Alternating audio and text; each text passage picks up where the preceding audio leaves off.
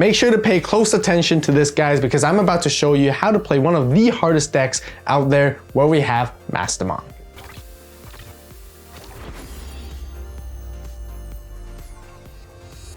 Alright, so for the first game, we're going to be playing against Digipolice here with Mastemon. So, yep, looking at our hand, we're just like immediately, nope, we really need to want to find Gatomon.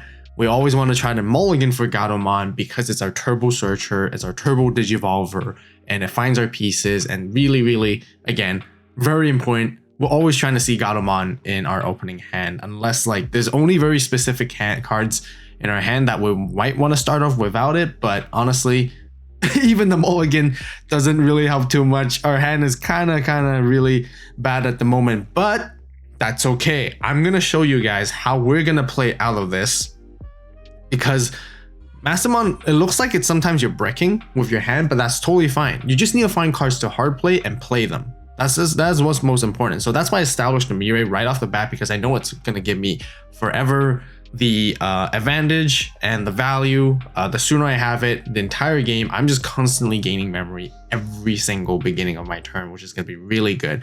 And I'm going to show you guys how to play this out. This is a hard deck after all. You know, you guys might look at it as like, oh, I'm completely bricked and it's not playable. It's not really. We got ways to sort of like play around based on the memory gauge. We're going to hard slap this Angemon and just sit here and wait. This deck is rather slow. It's not super, you know, consistent when it comes to the early game. It's not super fast either. It's very heavy control, and you want to take your time with it. The longer the game goes, the stronger it is. So that's the most important thing to keep in mind. So, you know, here we're trying to keep our poker face as much as we could at this moment, because when they swung in with the high Commandermon, we are going to hand trap them with Magna Angemon Ace, gaining a lot of value here. Immediately, we get to recover because we have 5 or fewer. We get to basically delete the entire stack along with Satsuki underneath it as well, which is really good value for us. But they return back to us with a DCD bomb, which is rather unfortunate. Getting rid of the guy, we get Ace Overflow, so they gain 3 memory back as well.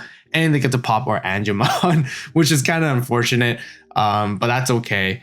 That is what it is.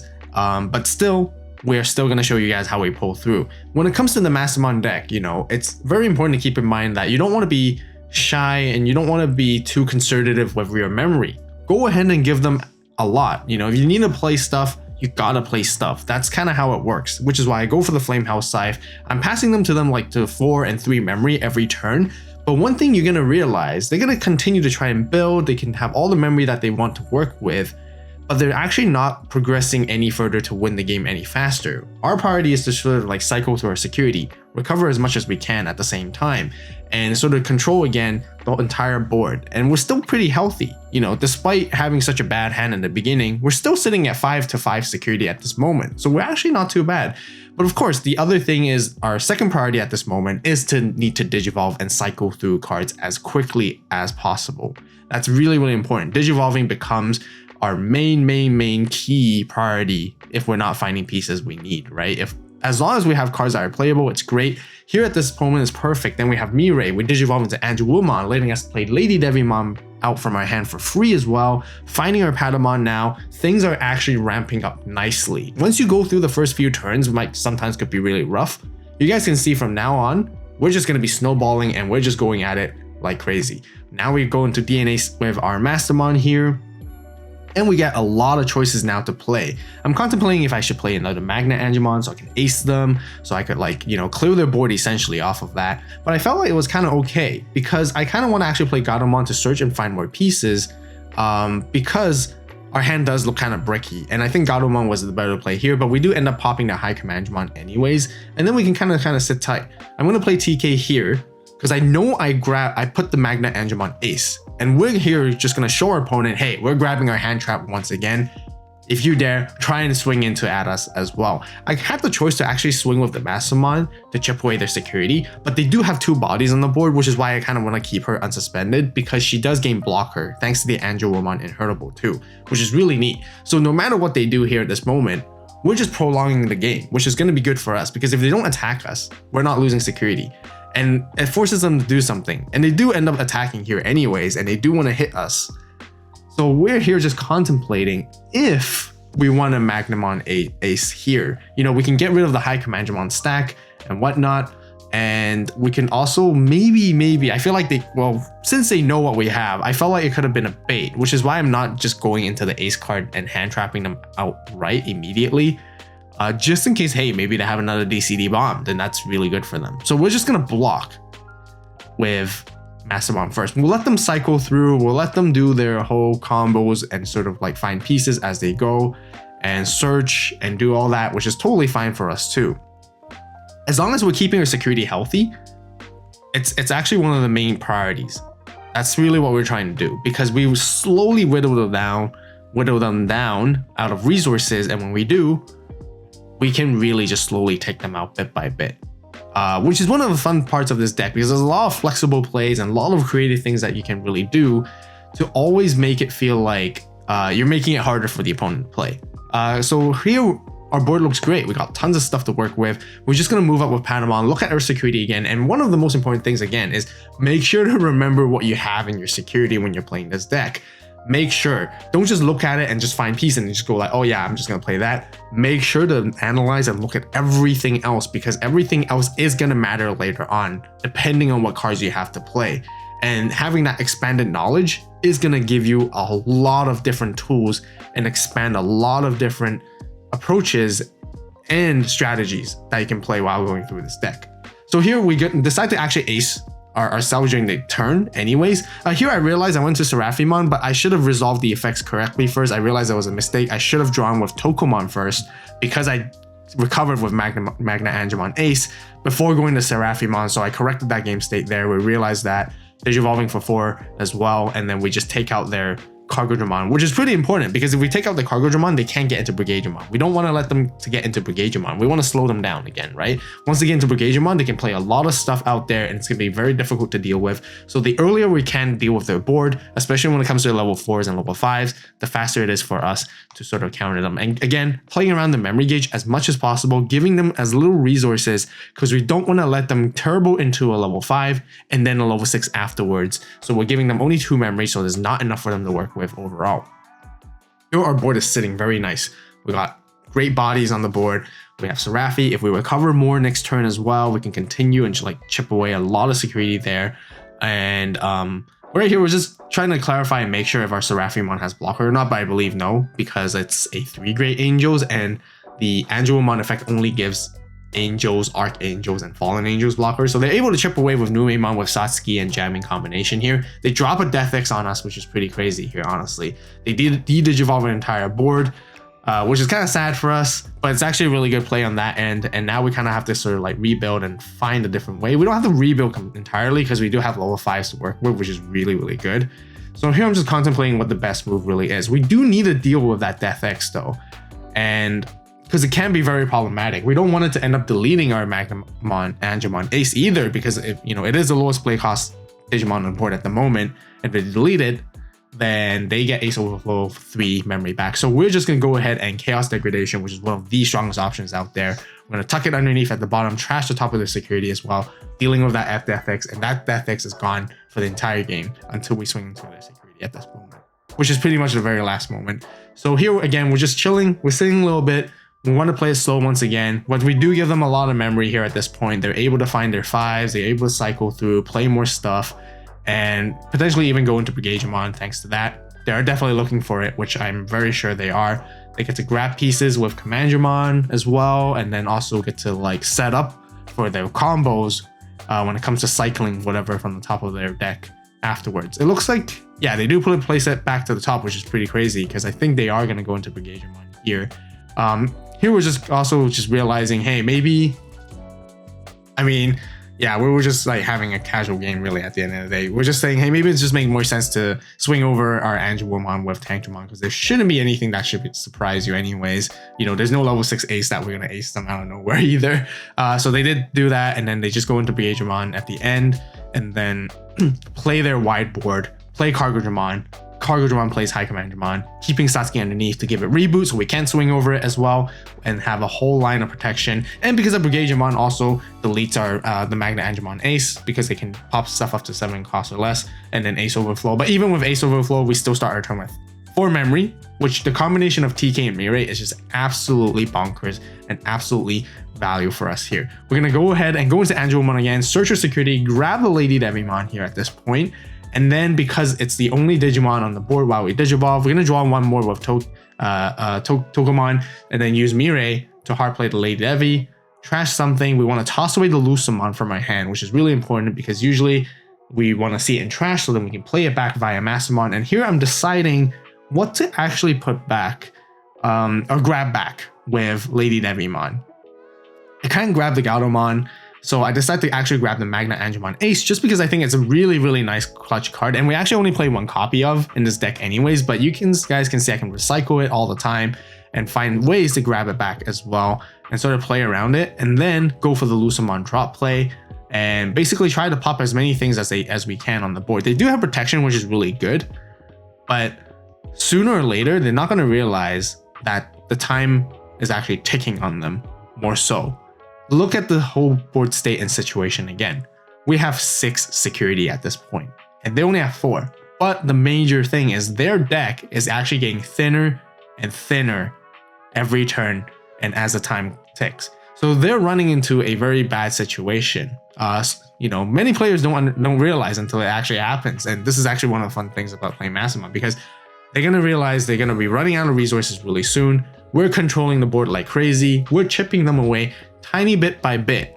And we're just, establishing our advantage and getting closer to a win con very, very slowly, which they don't realize. And here we're just going to think about, hey, maybe we can actually just clear everything off. If we clear everything off here at this moment, then they got to rebuild all over again with so little cards left in their deck as well at the same time. And it looks like they only even have 1 egg at this point. So we're going to go into Ophani just to pop that level 4, and we're going to end of turn DNA into Ordion here and get rid of the Beagemon because there's no more protection, and we get to recover 1 here, and we're just in such a good spot at this moment. It's just all the advantages. You guys can see, from turn 1, from really, really bad, now we're actually in a really, really good position because of all what has happened. And every move, every play, every card you sort of use and play and activate and whatever does count towards Mastemon, and we wouldn't be at this stage if it wasn't because of that. So that's what I'm trying to really show you guys. Mastemon is definitely a hard deck to play, but I hope you guys are learning as much as you can while through this gameplay on how I'm showing you guys how it can still work and how it can actually even compete in one of the most meta and hype decks out there too at the same time. They continue to sort of try to build a whiteboard, but as long, again, like I said, they're not chipping away our security, it doesn't matter anyways. We're still continuing to play defensive right here, which is really good. I was contemplating if I want to play Mirei or play another Gado. I decided to go for Gado just to search more, but also kind of establish lethal on the board, because next turn we got 3 swings and we can go for a game essentially. And it doesn't really matter. We have so much security, and they have so little resources.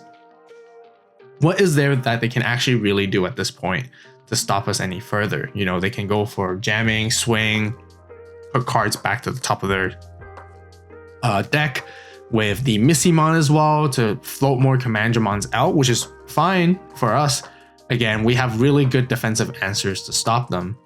And again, they completely forgot at this moment. We're just gonna Magnum Angemon ace them here at this moment. The security check was really good and favorable for us as well, because this gives us a Patamon with Emissary of Hope. We get to play it out for free from our trash as well, and we get to use it the next turn. And that's the one reason why it's very important to know what you have in your security. Because if you remember, then our Emissary of Hope is going to give us a lot of value when we use it, because we can potentially Digivolve into something for free, effectively just for 1 cost. So here they end up just using Ultimate Flare against us. Also, again, Ace Overflow. But again, it doesn't matter. Both TK and Mirei combination, the memory we get, which is starting at 4 at every turn, is just so much to work with, which is so good. And here we can actually just try to go for a game, but I'm trying to think about hey, what if they have another DCD bomb or another Ultimate Flare? We want to be careful and sort of play around that. And at this point, I just kind of realized, you know what? I'm just gonna go ahead and swing first and see what happens. I know what the last security is, because it's the Death X Mon that we sent away. So we're just really playing around that 1 security bomb there. We have the option to continue to control the board even further and just whittle them down for the safer play, overall. But I think at this point, we're losing a bit of patience ourselves, so we just decide to swing. Okay, we know exactly what that is, so we can just swing and finish the game just like that. I'm super excited to let you guys know that the AVAULT store is now live, and this would not be even happening if it weren't for you guys. Thank you all for the support. We got a bunch of awesome stuff for all of you. Plus, everything is 15% off for the grand opening sale, so be sure to check it out. All right, so for this game, we're gonna be playing against Rosemon, and this time we are going first. And here, looking at our hand, that looks perfect because like I always mentioned, we wanna go find Gatomon. That's the most important card because it lets us search, find, and even better, this one in this case, because we also find a Patamon, which we can hatch and egg and digivolve into and cycle through our security in early stages of the game. So that is really our game plan overall. We're just gonna digivolve into Patamon, hard slap the Gatomon, give them a lot of memory to work with, which is 5, which is totally fine. Like I mentioned, as always, with this deck, it's really about trying to establish momentum as quickly as possible. And we also find ourselves a Cutemon. Here at this moment for the search, very, very big decisions here. I can grab the Rune Mode, I can grab the Magna, I can grab the Lucemon. In the end, I decided to grab those 2 pieces and bottom deck my Rune Mode. I just felt Rune Mode at the time it would be a really good card, you know, to actually have, because we can board wipe and control the board and all that kind of stuff. But I felt like I kind of want to grab my Angel related stuff, and I do want to see Lucemon more so, just because I can versatility, like pop a lot of things with it, which is great. So that's why I went for that kind of choice in the end anyways. But here we move up with our Patamon back to us. We search our security, find ourselves an Angemon, which is really good because we can digivolve into it and then get to shuffle our security stack and gain a ton of value. We're going to put the Magna Angemon underneath there, which proves to me it was a good choice to grab into that because of that cycling that we want to have. We found ourselves a Magna Angemon Ace as well, which is going to be really good. Now we're going to go into our Angemon to cycle back and grab the Magna Angemon back as well. So we're really, really, again, planning ahead, playing with our security, playing with our resources. It's almost like playing with a second hand, being able to access the security. So it's really important for you to remember, again, what you have in there as you're cycling through. We're gonna get rid of that Sunflowmon because that Sunflowmon is really good. It can help them reduce their Digivolution cost and then climb through their stack very quickly because of that as well. So that's why we use the Angemon to go into it, like swing, use its, you know, effect to delete itself and hide back in security. We don't get a Hatchet and Egg because we don't have a Tamer, but that's totally fine. But here, we do give them a lot of memory to work with because I did end up playing the Gatomon. I really need to find like a Lady Devimon and a Mastemon at this point because that's the combo that we want to get into. But I'm also not super worried because I have Magna Angemon Ace. No matter how they climb up here, they could potentially, you know, go crazy, which they do. You know, they go into Rosemon, they reduce their Digivolution costs, they gain a ton of memory, and they can go for really big plays. And they have Yoshino to, you know, work with them too. And they can suspend both our Digimon at this point. But again, I was thinking a little bit ahead. That's the whole reason why I was okay with playing the Gatomon, because I know they're going to try and sort of clear our board here. They can swing twice essentially with the effect there. But that's why I saved the Magna Angemon Ace. As soon as they swung into that, we're going to minus that entire stack by 6,000 DP, essentially. We don't get to recover one, which is totally fine. But with a 5k Rosemon, you know, we took out their stack and everything is back to in our favor again. We got 2 big bodies on the board, and here we're sitting in the driver's seat and we get to sort of choose and dictate and how we want to play. Again, my next priority is trying to really find Mastemon, but also I'm trying to give them as little memory as possible because I want to slow it down. I don't want to let them rebuild very, very quickly. Find myself a Patamon, which is fantastic here, and I got to put something back. I decided to put the other Angemon in, because then I then later have the choice to go into both Angemons. I know I have the secret rare one, and there's the BT11 one here as well. I can, you know, flexibly choose and utilize my Patamon to digivolve into it for free. I also kept the Cutemon at the back, which I know it's gonna be important. I'm gonna push it out later on, and it's gonna stop their, you know, their turbo digivolve ramping by a lot. Because Cutemon stops them from reducing Digivolution costs, which is really big, but they still have Mimi and Yoshino, so they can kind of gain memory off with the Tamer's effect instead, which is pretty good still. So here, we have a lot more resources to work with here now. You know, we have a lot of cards in our hand, And we still need to find those pieces. You know, I still need to find a Mastemon, or maybe some form of level 6 I can get into. A Phanimon would be great. We have a Seraphimon too, but I didn't really want to get into it just yet, just because, you know, recovering is nice, but I don't get to minus anything by 7k here just yet. But then, you know, that's why I decided to hard play the Gatomon, knowing that they go to 3 anyways, and then I can find 2 pieces, finding myself fall down mode and another Angelmon, which is fantastic, really. So here, you know, we're just sitting again and trying to be playing reactive, and very similar to previous game. You know, as long as they're not chipping away our security, as long as they're not taking down our security, we're actually sitting very fine. You know, the longer the game goes, the more favorable it is for us. Once again, we're having a lot of cards in our hand. We have a lot of draw power, we have a lot of search power because of this. We play 3 Gatomons this entire time, which is always fantastic. But I guess the wild thing is, where is our Mastemon? But that's totally okay. They just have to slowly find their pieces and try to rebuild too. And not being able to reduce the Digivolution costs really hurts them, because green is all about digivolving as quickly as possible.